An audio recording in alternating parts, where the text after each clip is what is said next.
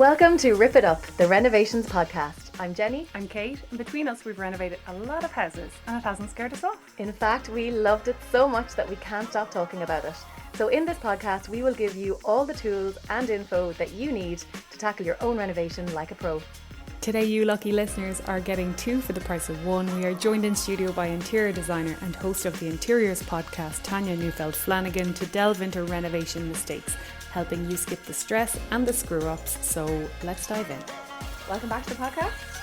Hi, Kate. Hi, Jen. And hi, Tanya. Hello. This is weird. Oh my God, I know we've got a super episode, a super bumper collaboration, which I am so excited about. So we've been doing lots of prep in the background, thinking all about what are the most interesting and informative topics that we can bring to listeners this week, and I think we've got it nailed. So there's loads to talk about. Let's start with a quick intro. So regular listeners of Rip It Up. Not all of you might know Tanya Neufeld Flanagan. So Tanya, will I just let you do a quick intro? Yes. Yeah. So I am Tanya Neufeld Flanagan, as Jenny said. I'm an interior designer, obviously not Irish, expat here living in Dublin, and I run the Interiors podcast. And we have a lot of crossover on our topics, and I love your guys' podcast. So I thought it would be awesome to put our brains together to bring some really good content. And actually, I had Kate on the podcast early on. Nice.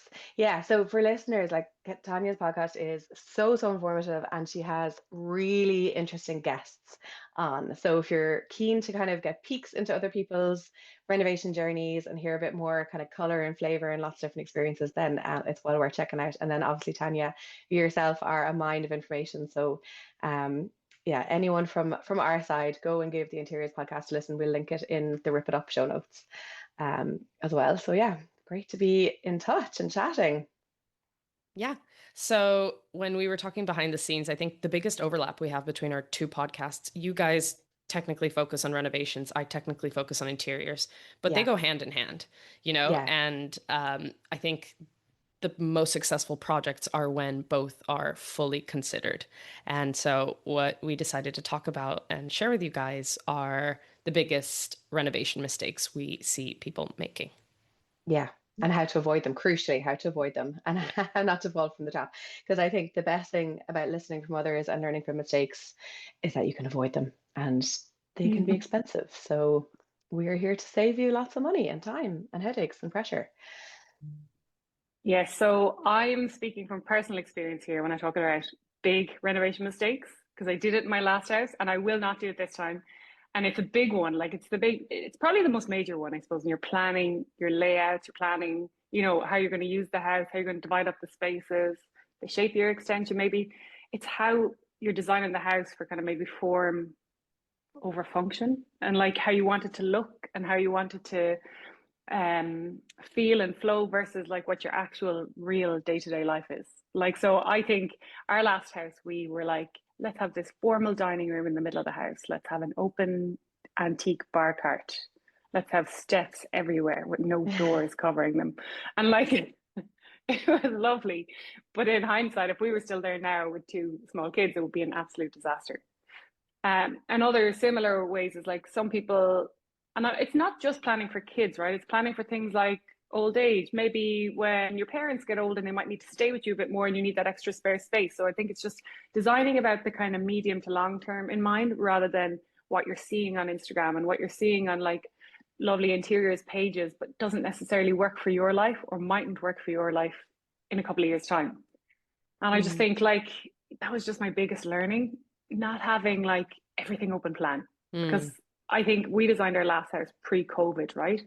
And we had the plans done, planning permission in, and then COVID hit. And like we're just back in the house, and both of us, me and my husband, were both working from home, and we had no office built into the house.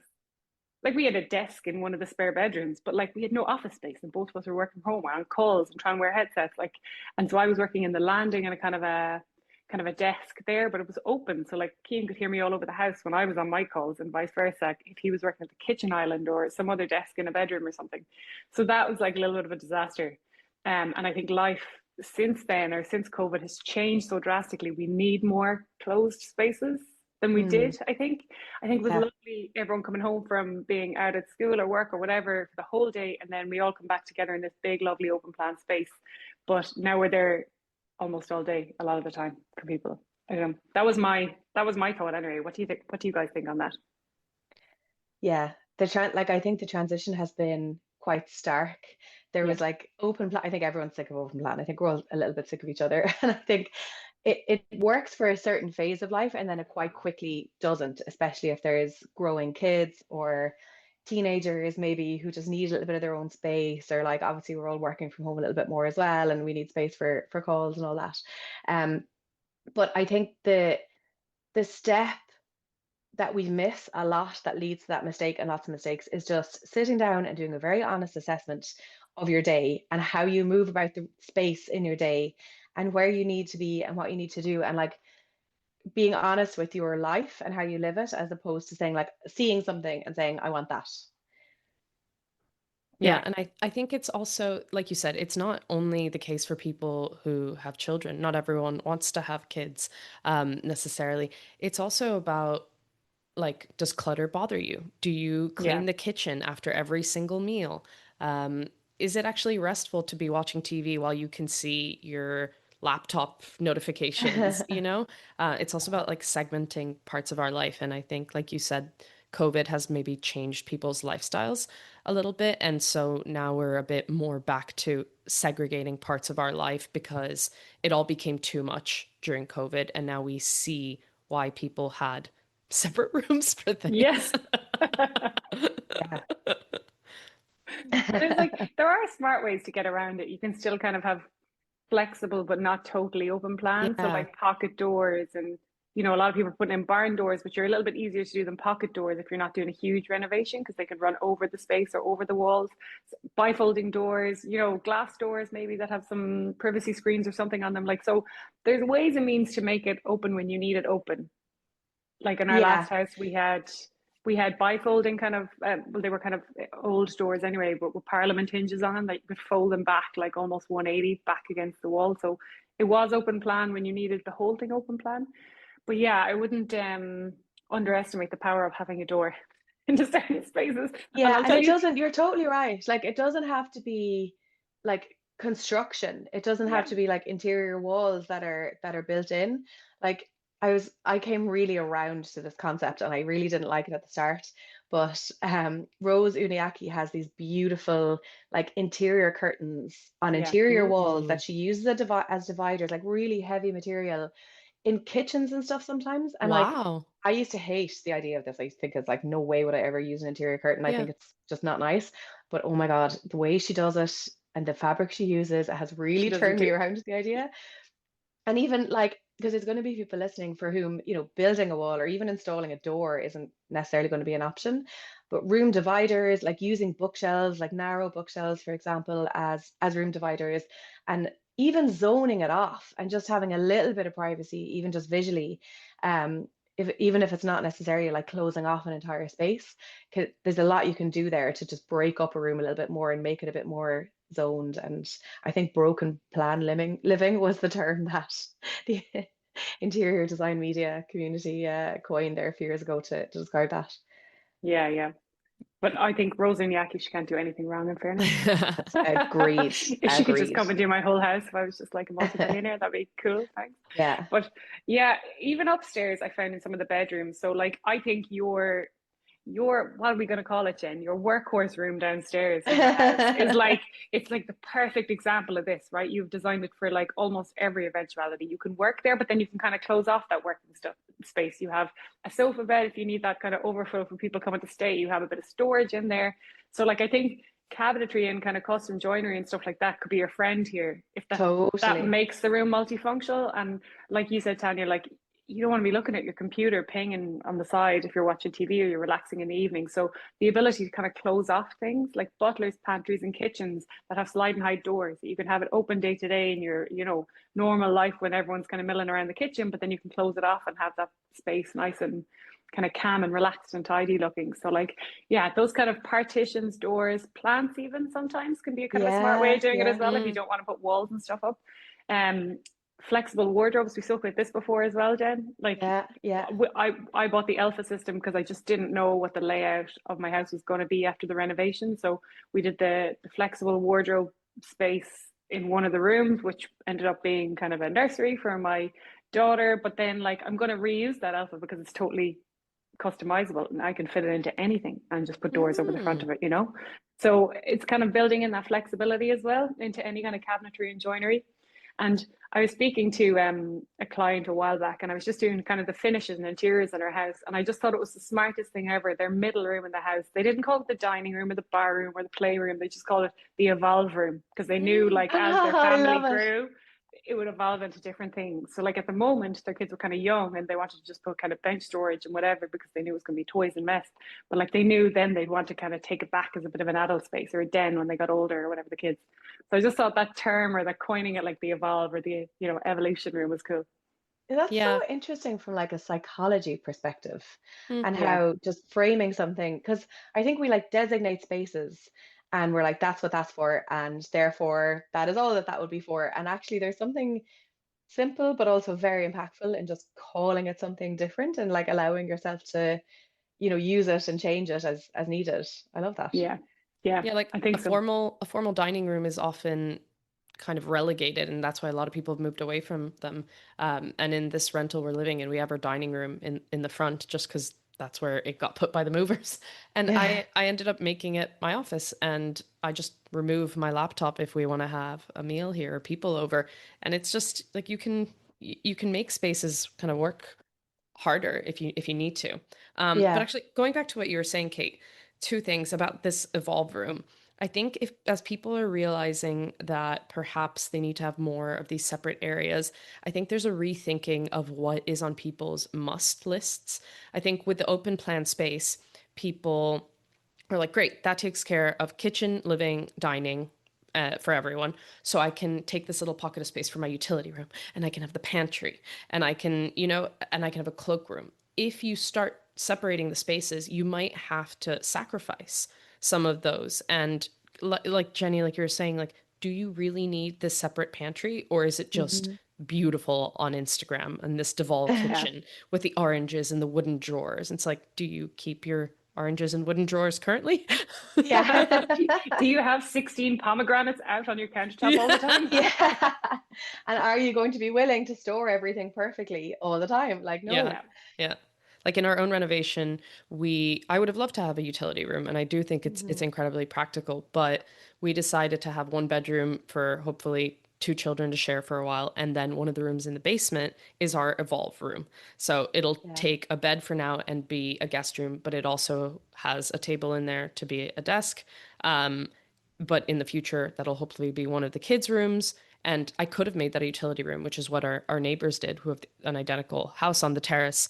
But instead, we built in the utility into a long corridor of units that have an integrated drawing unit because I just said, I don't think I can sacrifice a whole room for this when we don't know what the way our lives are going to change over the Mm. next 10 years. Um, Yeah. and if you lock it into a utility room, like realistically, you're never gonna lose it because it's gonna be Yeah. so handy. And still you have the Absolutely. flexibility to change it into one if you do find you need it and you do want that space for hanging up. Like it's not hard to switch that way either. Totally, bring in the clothes horse. Yeah, bring in the clothes horse. And there's something And it, like that term evolve room is going to be lodged in my head now forever. I love it. But what you were saying there, Tanya, about the fact that your dining room has kind of become your office, like in order to turn it into an effective office, there's only maybe two or three like simple little things Yeah. that you need to do when you're thinking about it, which is somewhere to put away your stuff maybe at the end of the day or when there's people coming over to eat, Mhm. making sure that you've got like good task lighting wherever you're working, and then making sure that you're like have your comfortable seating and a laptop riser or something like that. And it's just that little level of additional planning then gives you so much extra functionality in one room. It's not super complicated, just takes a bit of thought. Yeah. And and it's nice having a to little, work in different areas in the house. yeah, it is for sure. And especially when the light Yeah. changes a lot in some of your houses, do you know, like Hmm. it's nice sometimes to be sitting in the sun, or it's nice sometimes to be going away from the windows if you're overlooked somewhere. But, different times of the day, you need different things. But I was thinking as well, like making the space flexible, there's a couple of little things to think about. if you think the space might change functionally, build some mechanical and electrical plans around that as well. So Yeah. you'll never regret an Mm. extra socket, like in a Hmm. corner. Don't have a dark corner where you've no wiring and absolutely no plumbing that you might need plumbing later or something like that. So just consider that. It might make sense to, run pipe when if you were replumbing the house, so you have water there if something else, if you were to change it into a utility, you needed a sink or you needed an electric shower down the line or something like that. It might make kind of those things a bit easier. Yeah, So always exactly. always In put in our the extra case, socket. Yeah, because no one's ever like going back to do works to remove a socket or to remove a No. pipe. no. Like just put it in. Yeah. Yeah, in our case, that room, which is not a utility room, has a stud partition in there because we put in a bathroom, and there's services through there. So if you Yeah. absolutely needed to, you could probably divert from some of the pipes in there to add the Yeah. washing units there.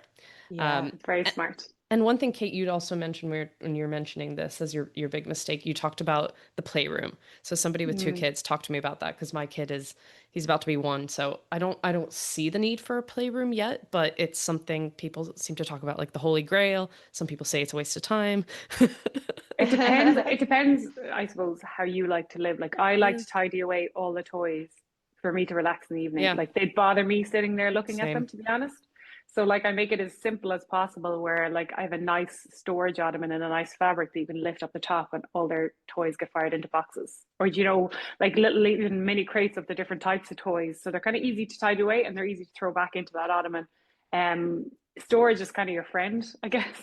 If you're building Yeah. like a media unit or something, you might build just drawer media units. And storage, you'll never regret, I suppose, having a bit of extra storage. But I think storage is your friend when you've kids and like just if you like to keep your place a bit tidier, maybe if you can't build in custom storage or drawer units and stuff like that, really nice rattan baskets so you can at least dump them into that and just sit back and relax and the place is somewhat tidy. But I think kids like a dedicated playroom, I don't know, I think kids want to be where you are. So they're gonna follow you. Like we have a little side room that only really functions as a playroom in our rental, and they're never in there. They bring their toys into the living room to us all the time. The only thing they play out there is the kitchen because it's kind of fixed, like the toy kitchen. But like other than that, they'll bring the box of toys in, or they'll bring the buggy with full of stuff in with us. So like, I suppose allow for that and allow for kind of ease of putting stuff away if you want to sit and some sort of level of calm in the evening time. Yeah. I love it. Okay. Yeah. That was a great one. Lots of great tips on how to avoid it. Tanya, over Okay. to you. What is Yes. your main renovation or interior design mistake that you see people making? So my biggest one is people think that interiors come when you're like moving into the house and they're like, cool, I'm ready to do interiors. Like the painters are coming in 2 weeks.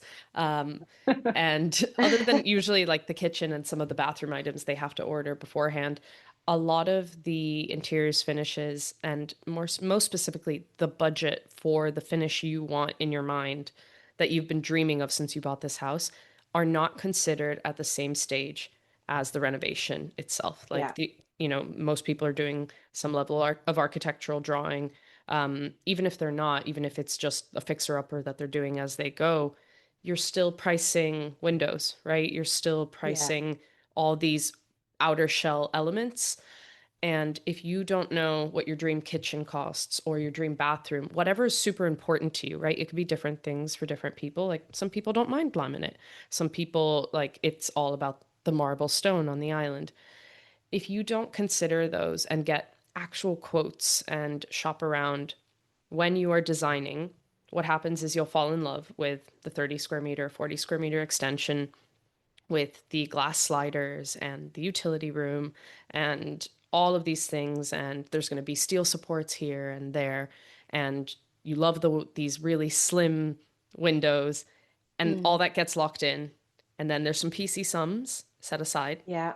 And then the time comes and you're like, oh, that doesn't really cover the shower that I wanted. That doesn't really cover the joinery. The joinery is a Yeah. huge one. Yeah. So I think that's a huge one for me as an interior designer. People are like, "Oh, I'm not ready for interior design yet," and I'm like, "Okay, well, have you bought the house?" Yeah, I'm like, "You're ready." Yeah. Yeah. Yeah. Yeah. Totally. And for listener, if you're approaching your renovation and you're maybe just at quote stage, PC sum is like an estimate that your contractor or whoever's responding to your bid will just put into the bid response to cover that area. So you might see like PC sum for sanitary ware, for example, and that will just be a market average Yeah. of what sinks and toilets, bang average sinks and toilets cost at the time. So as you were saying, Tanya, it might be plenty because maybe you don't really care about sinks and toilets, or you're fine with laminate flooring, or you just want like plain white paint, that's fine.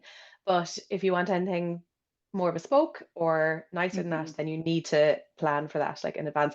And like Kate, when I was going through my renovation, you gave me such a good tip, which sounds really simple, but it just saved me so much time, which is get 3 quotes for anything that's big. Because you can lose your marbles, you can go down a rabbit hole, or you can be like, oh, I was chatting to my friend in the pub and they said that their flooring costs like whatever, Yeah. 80 euro a square meter. And you're like, so that's what flooring costs, and it doesn't. Like the range is massive, but you also could lose your marbles like trying to actually find an accurate quote. So just go and get 3 across the different range and then like map that somewhere into your budget. I find that so helpful. Yeah, Yeah. and I loved your tip as well when we spoke about budget trackers before, Jen, when you were saying like you have the prices for things, you're like, this is my wish list, like this is the thing I really, Yeah. really, really want, but this is the other item that I'd be willing to accept. So then when it kind of starts to come to those finishes, you can kind of say, God, I can't get choice A, but I'll, be relegated to my choice B, but that will let me have choice A in 2 other things or whatever. And kind Yeah. of knowing that, but like, yeah, having an interior designer, Tanya, like early on, there's so many things that they are involved in that I think Yeah. don't anticipate or they don't even expect an interior designer to touch off. Yeah. Even as far back as your mechanical, electrical plans, the types of switches and sockets, like where are they going? Where are you going to put floor lamps? Where are you going to put wall lamps? All that kind of stuff. It all falls under that umbrella. Like it's And when, which is so yeah, important, like when you need to have that decision made by, when you need to know, when you need to have that conversation with the electrician or whatever it might be. It's so important. Yeah. And yeah, I think people get really overwhelmed when they start a project. I think people buy the house and they underestimate how long it's going to take even to do, like even once you're done with the purchase process, that's taken forever and you're exhausted. Yeah. You find the architect you want to work with or a technician to do up your plans. Then you're like, okay, yeah, we'll probably, we'll get to on site in 3 to 6 months. People start getting tired of all the waiting. Yeah. And then when the project starts, it's like, oh my God, amazing. And people have jobs and families, and interior design isn't necessarily their thing as much as we love it. Um, Yeah. and it's easy for us to say, like, get 3 quotes of everything, know exactly what you want. Like, that's 2 huge jobs. Yeah. That's why people hire renovation consultants and interior designers. yeah, Um, Yeah. It's like taking up a second job. Like it yeah. is. It So really, so you just have to break it down, I think. And the easiest way to do it is, I think, from a chronological point of view, is like, where are you going to have to make the decisions first, and that are huge items like your kitchen and your bathrooms. mm, And I think if you just start there and with the biggest square meters, like, so your flooring, your kitchen and your bathrooms, just take it one at a time, and whatever's most important to you, like if it's actually the kitchen that's going to influence the rest of the design, spend some time going to kitchen showrooms, work on maybe, a place that might be a little more affordable, or the place that your sister-in-law has that you're obsessed with, and then try to find a middle ground and just yeah. start from there. And you'll learn so much by going to these showrooms and looking at the materials, and it'll start to influence your design for then the next step. So I think, don't overwhelm yourself trying to think of every single thing. Just start with the kitchen or the flooring, and then move to bathroom. So that would be my Yeah. advice. I think that's a great one. And like, because decision fatigue is so real. Like, there are oh, just so stop. many decisions that have to be made, and it's exhausting. And there's genuinely only so much you can do in a day. Like, not even, time wise or what you have like the energy and effort for, or like, what's possible to fit, but just what you can actually decide. Like, I do think, I'm not, don't quote me on the neuroscience of this, but I think there is like a limit to how many decisions you actually can make, like over a certain period of time. And it's really difficult. Do you ever see those videos on, like, I think it's Instagram or something? It's like how many choices, they show you a picture of like a small bathroom, and they're like, how many design choices are there in this picture? And then like you expect, like, I know, like, is there 8? And then it's like tick tick tick, and they all pop up, all the text pops up of Yeah. like all the little micro decisions you have to make. And like you're talking about a small bathroom, you could be talking about like between 50 and 100 micro decisions in that room. when Yeah. you're talking about layouts and lights and all the different sanitary and the brassware and the flooring and the grout colors and Junctions. like Yeah. exactly, like you want tile trim or you want a mitre, like all Mm. those like Yeah. tiny bits. There's so many micro decisions, like, and I think I'm at that point as well, and you probably are as well, Tanya. Like, what? We've a million decisions for your own house, and like it pays to be as organized as you can early on, because it will end up, you'll get what you want in the end, obviously a bit more than if you leave it too late, but you'll come in closer to your budget or closer down budget Yeah. when you have the time and you allow yourself the time to kind of maneuver between maybe your first and second choices and getting good prices for things because you buy stuff on sales or whatever like that. So yeah, start early with an interior designer, I would say. Yeah. The first designer I worked for, I interviewed her on the podcast, Steph O'Sullivan. She has a beautiful house called Cole Lane House.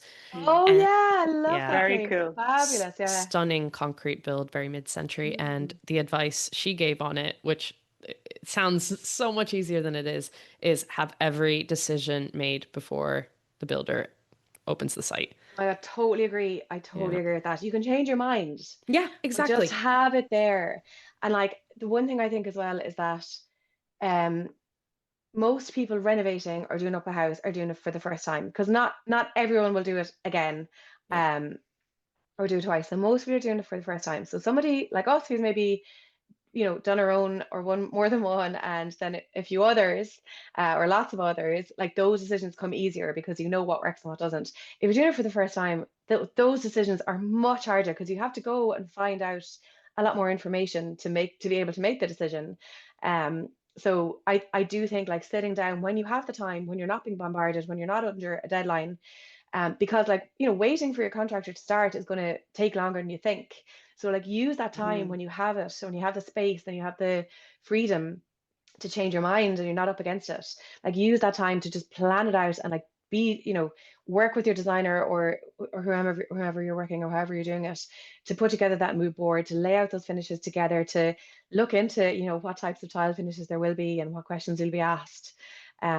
Or what decisions you need to make, and do it in advance. And my God, life would be so much easier. Not least because the order times for lots of these items as well is like it's so long. So Yeah. you have to do it early. Can I like somewhat disagree a little bit here in that making my decisions before the builder starts? Not, I'm not in disagreement with it, because if you're picking classic, really good finishes, they'll stand the test of time. But if your budgets are maybe slightly lower and like you're picking some more on trend items, I personally find Mm. from the time I planned my house when I bought it, I bought it 3 years ago now, right? We've been in our build for the last 9 months. Like I have a very different house than what I anticipated at the start when I bought that house. Oh, same. Like I mean, if I had bought the tiles, I'm not saying I would have bought them that long ahead or whatever, or picked them a year ago. I'm not sure I would have still loved them. I think I would have been sick of looking at them. Yeah. And like when I look at stuff over and over and over again, I'm like, oh, like I'm second guessing myself. Like I looked at the color of my kitchen for like 6 months, like in the run up to the part of the designing. And then when it came to locking in, I was like, I want to go a little bit lighter on it. Like I just was so sick of looking at the dark.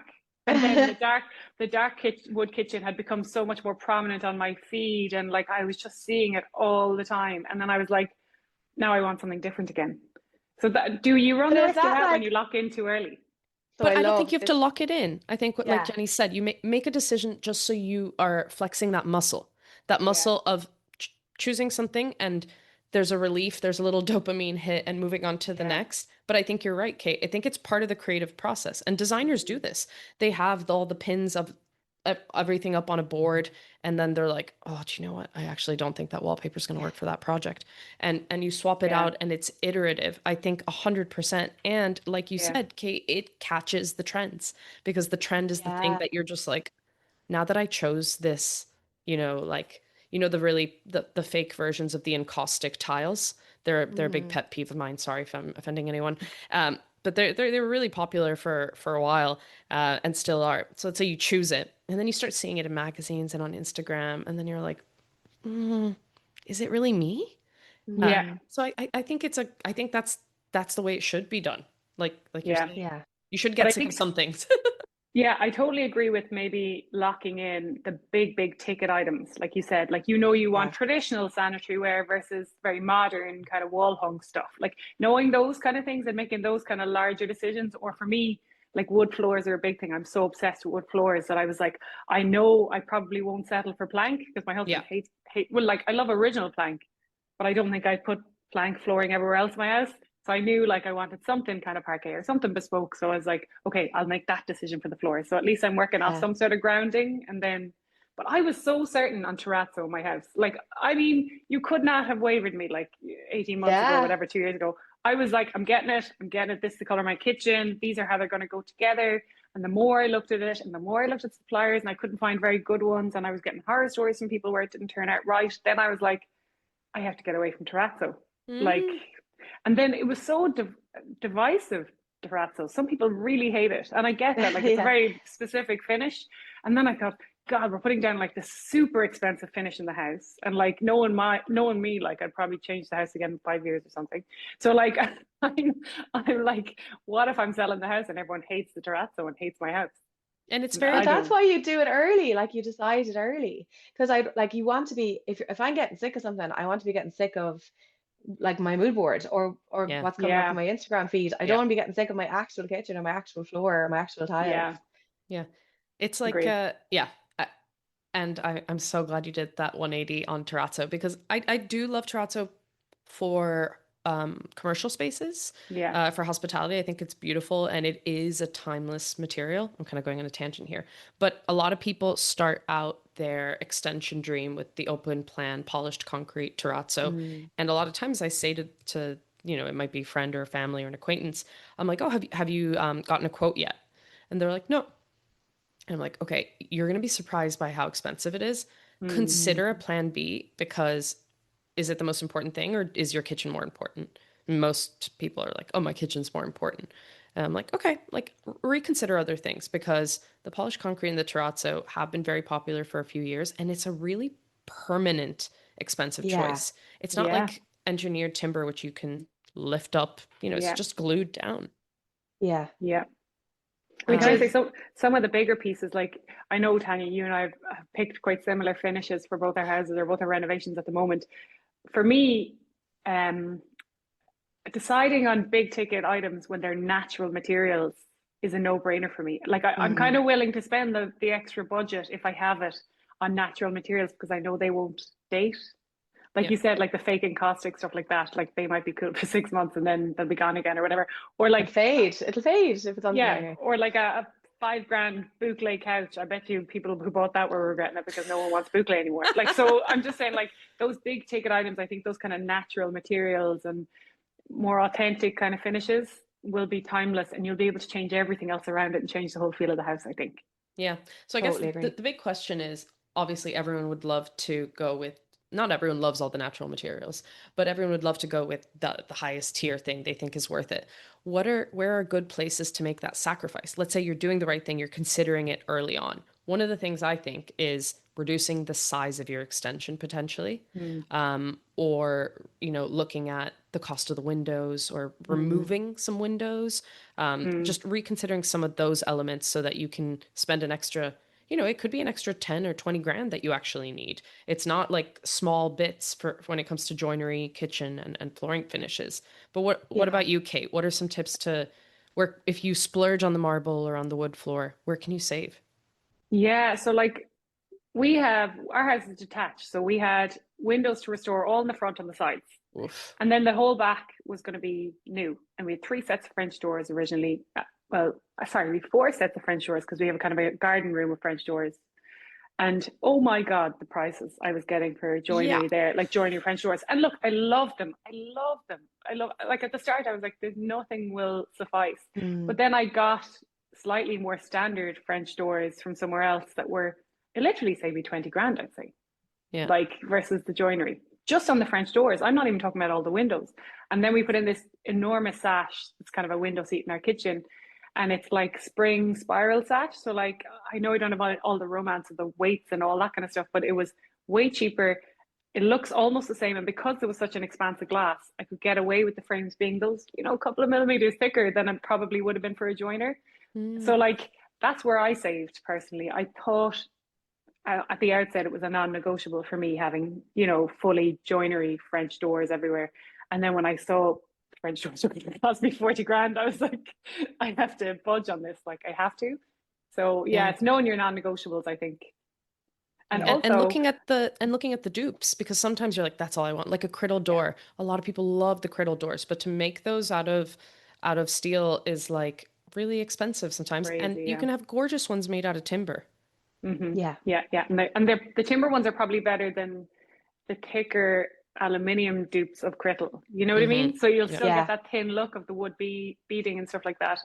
And it'll look better, I think, than the kind of fatter, rounder aluminium Yeah. or And PVC versions. it's acoustically lovely too. I think the timber is softer to the Yeah. touch. It's nice. Yeah, I think so. The other thing you can do as well is think about, like, for all the big ticket items that are important, I always think like the ones you can't replace are the probably ones you should focus on. But if there's something that you could live without for now and then save up again to replace it in 5 years, and if it is actually replaceable, then is that worth it? So for example, look, could you live with a laminate kitchen countertop for the next 5 to 6 years? Mm, Like while you're, if that's maxing out your budget, but you're really focused on like a specific type of marble or quartz or whatever it might be, would you be open to waiting and then saving up and then replacing that? But it has to be actually replaceable. Like realistically not your windows, realistically not your floor, but there's no, there are other things that you could potentially go with an interim version and then replace. Yeah, definitely. yeah. Um, well, that sums up my mistake and a few ways to avoid it or to think a little more intelligently about it without getting fully overwhelmed. And I do think it's just smart to like just start a spreadsheet and like just do room by room a list of everything that Yeah. goes in that room and cost per square meter, the cost per item, and just do a little bit of research, and it'll start giving you a lot of clarity. Yeah. Yeah, So I yeah. have one. It's free to download. The one that I put together is Oh, like basic enough, but the one I put together for my own renovation, you can get it on my Instagram at Workers Cottage or on my website, jennysheehan.com. And it's, if you love it, you can buy me a coffee, but it is free to download and cool. work away. That's awesome. Yeah, So it is helpful. what's the biggest renovation mistake you think people should know about, Jenny? For me, it's lighting. I think lighting is so important to a house. I think people think of it way too late or not at all. And the amount of time and effort that we put in to finishes and colors and wallpaper and the right paint and the right flooring and all of it in service of creating the environment and the atmosphere and the ambience that we want. And it can be destroyed by the wrong lighting. And it's not rocket science, like it is not simple, but it's not the hardest thing on the planet. And it doesn't have to be super expensive, but it does need thought and early thought and planning and layout to get it right. And I also think it can be like if you have what is otherwise, maybe you're in your home now looking at your four walls and you're like, I'm fucking sick of this place. Maybe that could be the thing that can transform it. Or, if you're on a budget, like really clever lighting can do so much to transform a home, and it doesn't have to be super expensive. You don't have to, rip things out, and well, sometimes you might have to chase wires in a wall, but not so if you go with rechargeable lamps. But anyway, I just think it's so, so, so, so, so important and so often an afterthought that, when done wrong is ruinous and when done right is absolutely transformative. Yeah, I I feel very think strongly about this. I agree as an interior designer, and I think people who think they are modern or like minimalist or like contemporary think that means not liking that they shouldn't have decorative lighting, and then they end up with, you know, the architect's just like, yeah, some spots in this hall, some spots here, some spots there, and then Spots, they're spots, spots yeah everywhere. yeah Yeah, because you hate usually it's not spots. some anything. It's about 50,000 spots, like a I know, Yeah, it's like a spray of runway. spots It's like a across the room. runway. Like, yeah, why? yeah. So unnecessary. I'm always And like, So, how can I get spots out of here? Like, I where's the yeah. know. minimal amount I need? And and so I think people who think of themselves as minimalist and contemporary won't consider lighting, especially that group. Because if you like more traditional, then you will end up, I think, with a bit more like sconces or a table lamp. So I think it's the people who are particularly at risk Yeah, yeah, yeah, are the absolutely. modernists. And Yeah. And what about in your experience, when did you start planning the electrical lighting? That was the first thing I started planning, and it was because I Okay. got advice to do so. So my architect actually didn't. Uh, Lights were just not part of. He was a really talented architect, and he did a great job, but he told me early on that lighting was not in his wheelhouse. He just Okay. didn't really feel comfortable advising on lighting. But he also told me it was one of the most important things to get right, and that I should think about it first. And I did work with an interior designer for my home. She's phenomenal, really great. But she worked in commercial spaces Mm. where lighting architecture is a whole separate field. Um, so while she was brilliant at, a lot of things in interiors, she also was like, I'm not 100% sure on lighting because that's not my normal day-to-day, part of my normal day-to-day job. So, um, so I really got to be in my bonnet about it because I was told to do it early and I was kind of on my own with it. And I'm so glad I got that advice to do it early because thinking about it as a part of every step of the renovation process was important. Like, where did I want wall lights to go? What was the layout of the room going to be? What did that mean for where those lights were going to go?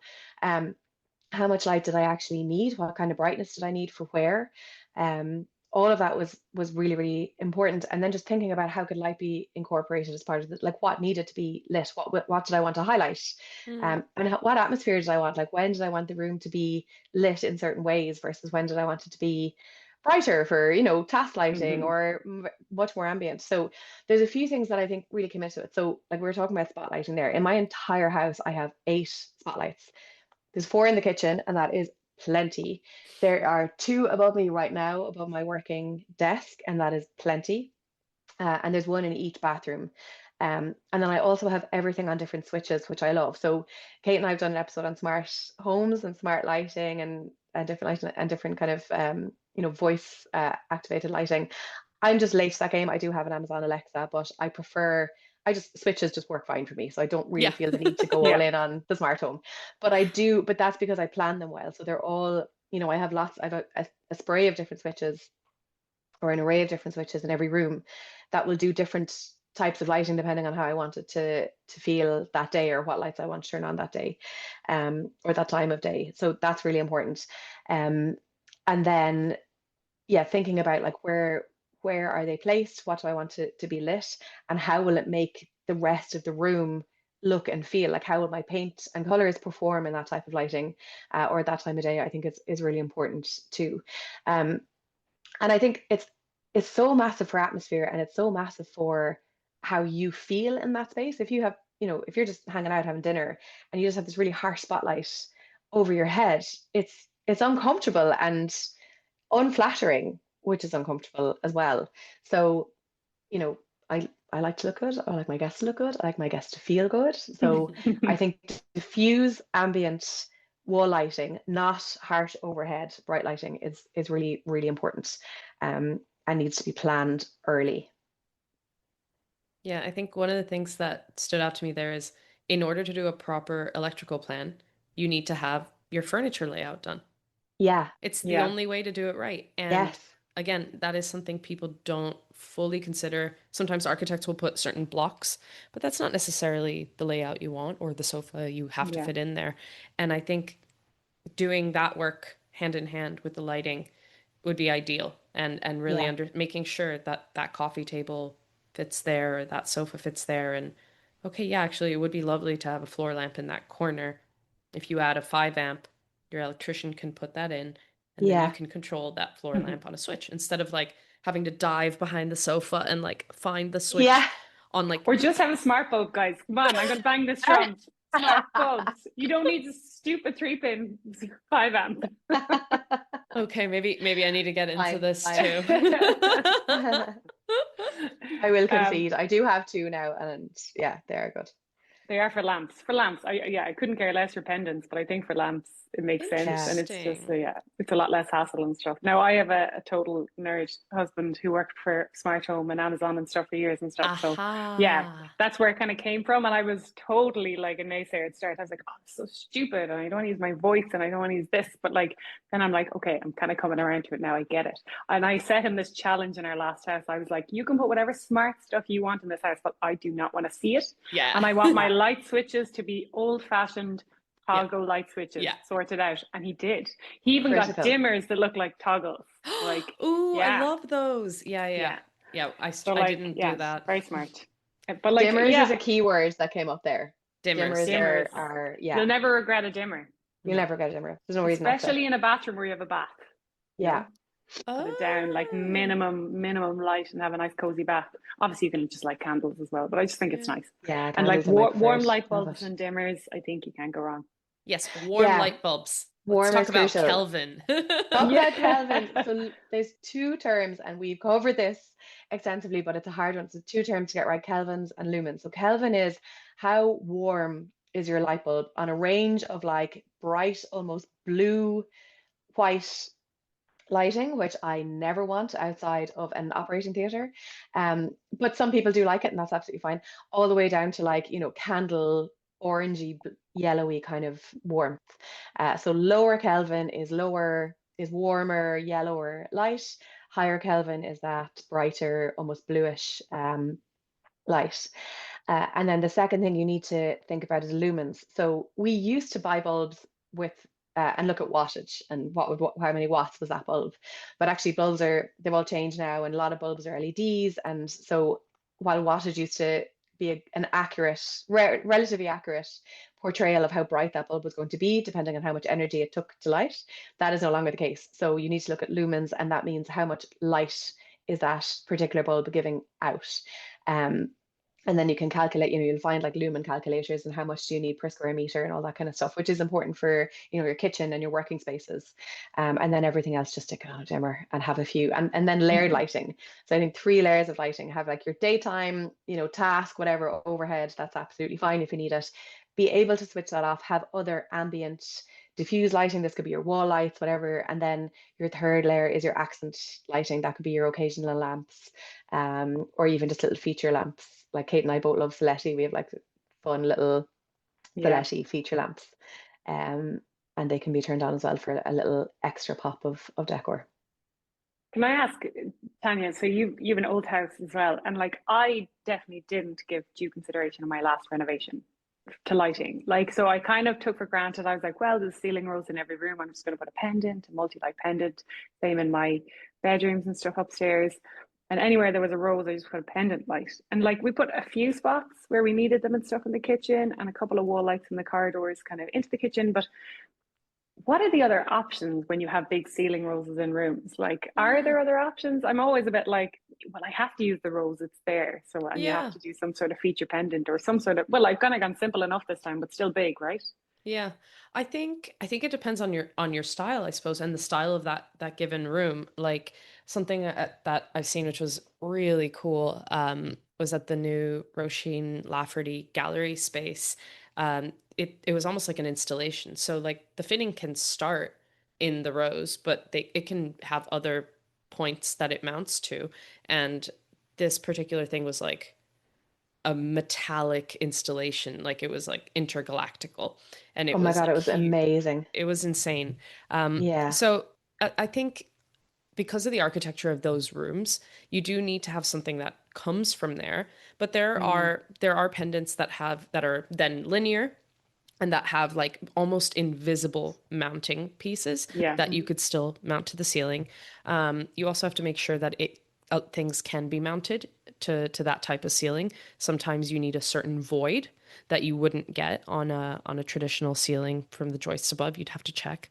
But the other options, I think, if you really want to do something bold, I mean, some people do more of these like paper lanterns and whatever. I do realize Yeah. Mm, that's still a pendant, but It does diffuse the light that's coming out of it though, because my yeah, main issue yeah. with pendants is down on overhead lighting. yeah, And I'm going to come out and say that I never want to see a bare bulb almost anywhere, but definitely not in a Yeah. pendant light Yeah. unless it's maybe opalescent or something, the Yeah. frosted kind of bulbs. Yeah. Even then, I'd prefer to have it. So I think if you can cover it, if you are doing overhead lighting in a, non-task environment like a dining room or something, then I think you need to cover the light and have it and diffuse it somehow. And those, fabric or paper lanterns do that very well. Yeah. And Yeah. alabaster and porcelain shades work. Oh, Oh, like stop the stop. lights. Yeah. Heaven. Heaven. Literally, alabaster. Like I'm sick of looking at it because I can't afford the ones in the size I want. Oh, I Like I have know. to get off Etsy and all these antique websites because I'm like, Yeah. oh my God. And Vaughan Designs, I think it is, does all the Yeah. alabaster dish pendants. I'm like, oh my God, they're Vaughn so is beautiful. amazing. Yeah. But so yeah, Visual. beautiful. lighting's a real like, I don't know, you go down a rabbit hole here and like you start off with one budget and by the time you've looked at lights for a day or two, you're like, shit, I need to like Yeah. triple I my know. budget. Like you can really do anything in lighting and it's so amazing. And like when you were talking about kind of different shapes or installations like that. So our dining room is kind of a center. It's going to be in the center of the house, but it's offset to the front room. So our house is Okay. a bit like on an angled site. So because it's stepped, the chimney is a bit too close to where the ceiling rose is for our dining table to sit in front of it. Because it probably wasn't a dining space originally or whatever. So we're offsetting it and doing a banquette on one side. So I'm like racking my brain. I'm like, how do I make this work? So I've been looking at kind of like intermediate suspensions that drape Yeah. down over the Yeah, dining and stuff like that. So hard to come by. And like some of the really. nice fittings, Yeah. and they're like, you can't take them apart and extend the cord. And I'm like, but I need like 2.5, 3 meters on the cord. And they all come like 1 or 1.5 meters standard. Yeah. I Hard. actually found something. I had a similar issue where the pendant fitting was over the walking space in the open plan area in our last house.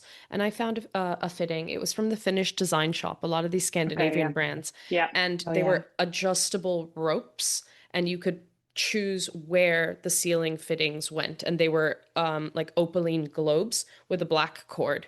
And Oh, that's cool. you could mount them at different heights and they would hang, and like the string itself kind of was a lovely feature with each one of them had its own little rows. So we were able to then play with that so that it could come over. But Lovely. Very nice. you could even find some kind of cool sculptural shape.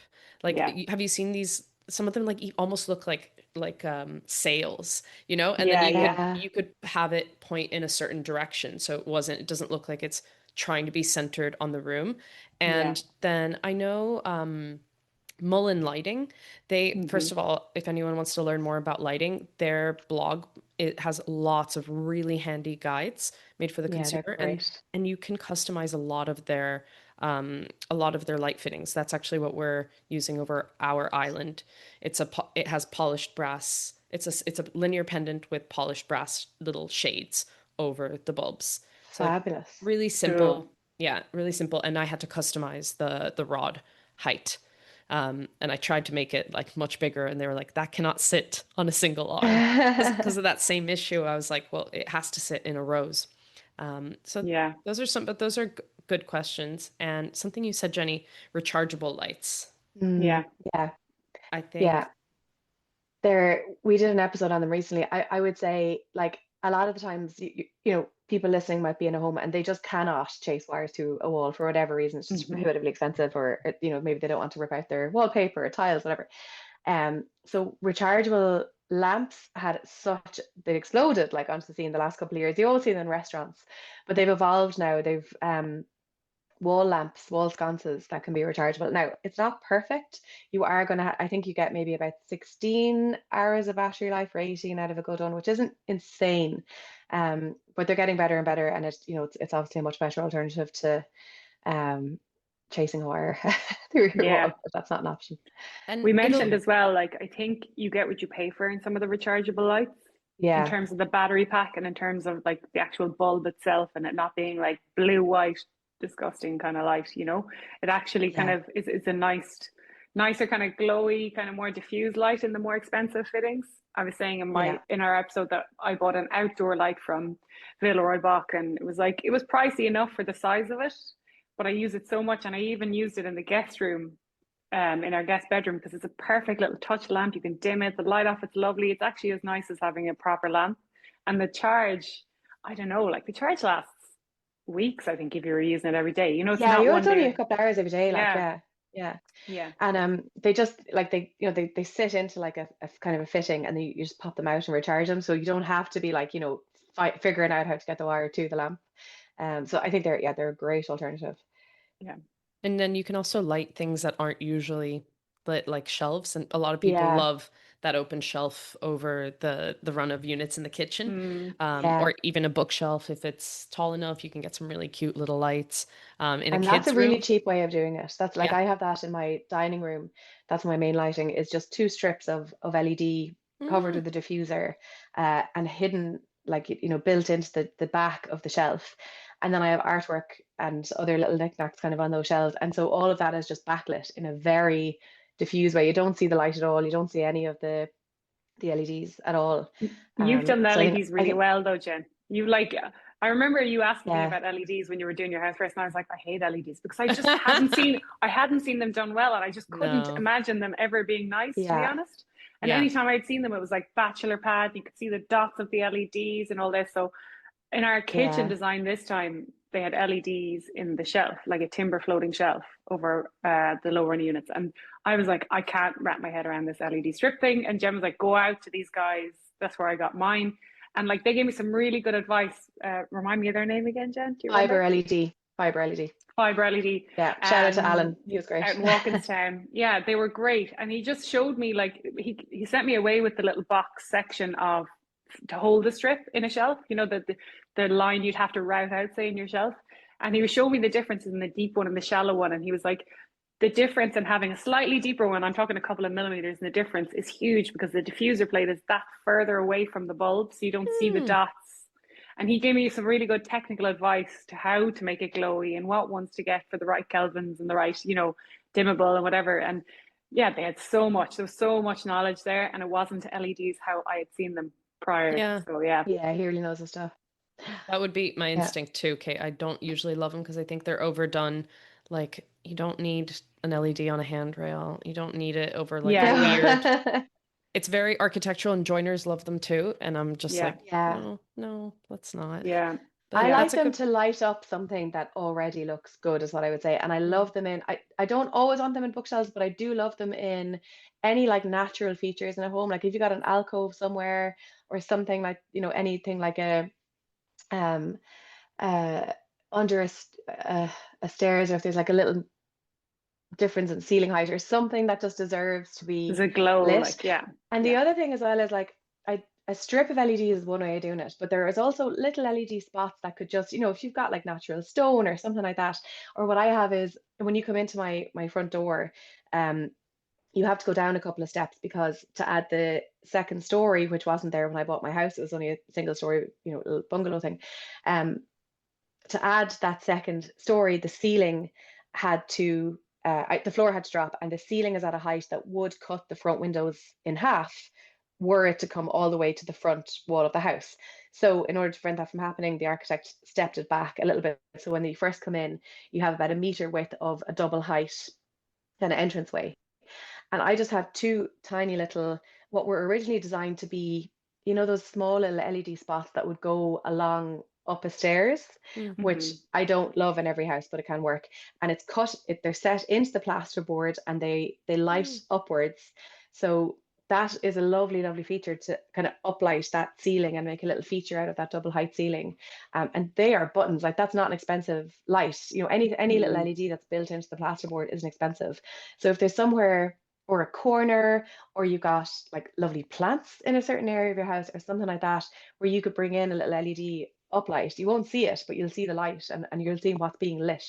And that is a really cheap way to bring in some what looks very expensive and really considered. And outdoor is a great place to put this too. I was Roisin mm. Lafferty made this point. We were on when we were talking about lighting on News Talk a few weeks ago, and she was saying one of the best things you can do for your outdoors is to think about the lighting and bring in lighting, especially Mm. like solar, and ones make sure they turn off, at a certain time of night. Somebody made a great point that it disturbs wildlife if Smart you have too lighting, much smart lighting lighting. outdoors. That's a good one. But solar powered, like little, fairy lights, or little planters that, stick, like what you call them, The stakes that stick in spike the ground. spike lights, yeah. Put them in through your garden, because like otherwise you're just looking out at darkness. But if you've got a beautiful lit subtle garden where you're seeing all your nice plants and your flowers and all that kind of stuff, like that is adds so much to your home, and it's not expensive to do that. Yeah, absolutely. Well, Mm. I think we have covered some of our A biggest lot. mistakes. Yeah, Yeah. and in chronological order, I think of when you kind of need to consider them too. So like layout and medium and long-term thinking, the evolve room. Yeah. Yeah. And And how you use that space. Be honest with how you live, not what you want it to look like. yeah. Yeah, because at the end of the day, like if you want this like beautiful open plan space, but it's going to be full of clutter and you hate clutter, then that's, maybe you need to give a bit more space to like a wall of joinery that serves as a divider. Like I do think that can be really impactful. And There's actually one of you said, just to come back to that point, sorry, I'm extending this, but one of you said earlier, maybe, I think it was you, Tanya, like maybe you don't have, maybe you scale back your extension a little bit. yeah. And we had said something offline in the prep for this around you might not need the space. You just might need to be more Mm, clever about what's in there and what's the layout like and what's, how much storage do you have? Because you're right, people tend to think in square meters, I think was your point. You're like, I need this much space, I need a big, big room yeah. because there's a lot of us and we're messy. But actually, maybe you don't need that much space. Maybe you need slightly less space, but better joinery, better storage, better layout. Mm. And Because that could work out people cheaper. don't realize it's not just the only expense. It's sorry. What people don't realize is by having, let's say, the 40 square meter extension, okay, that's going to add to your building labor and materials cost and steel. But then you need a bigger rug. You need a bigger sofa. Yeah. It's 5 to Mm, 10 square meters more of the yeah. high end flooring you like. Yeah. You need 3 or 4 more kitchen units. You need a bigger pendant. So it really tacks on so much expense. And if you don't necessarily need all that space, you could actually achieve something more high end by being a little more clever with it. Agreed. Yeah. All Totally right. agree. Well, this is All right. fun. We covered it. This This was great. was We have to do that fun. again. Such a mine of information. Yeah, absolutely. Tanya, when And we're both hopefully, moved in, we'll do a bit of a recap on our renovation. Yes. We could be Yes. eating our words now in a couple of months when you're back in. Yeah, actually, of all the decisions you can make, like I'm at the I pretty much made every decision before we started. I also bought like we're also 3 years from when we bought it, Kate. But the hardest one I'm facing now is paint. And I Yeah. paint is one you can't pre-choose. Like you really need to mm, see those rooms plastered with your joinery and your finishes in your hand and to look at it and sample it. And it's so hard to do. You can have an idea. You can say, okay, I want a pale green for this room, or I know I want this room to be a neutral, or I want a moody Yeah. downstairs loo. But that's a big one. And don't start with that. Don't start with your paint color. yeah, Definitely not. Yeah. And depending on your extension and shape and glazing and layout, the light has changed so much. Yeah. So I yeah. think I have a short list similar to you as well, and powdered shell is coming out like top for me because Oh everything yeah. else was showing yellow in my kitchen extension. I was like, nope. Thought I loved all these colors. Yeah. Had them in the house. I was like, now they all look bright yellow. Like, Mm. why do they all look so yellow? Yeah. So yeah, I'm kind of It's still. also the easiest thing to change. So you're totally right. There's no need to Exactly. pick your Yeah, paint first. No. It's the No. easiest thing to change. There's a million different shades. Like you'll find one to match what you have. Yeah. yeah, for sure. And Yeah, then also from Jenny's point, make sure you're thinking about your lighting early on. Think about Kelvin, think about lumens, think about having 3 different sources of light. Try to reduce spotlights and start shopping around because it's the same as Mm. everything. You're going to fall in love with the giant alabaster light and maybe you need to have that for your kitchen, but then maybe you just have some fabric shades in the other rooms and you can swap them out over the years. over the years. Yeah, exactly. Great point. Yeah.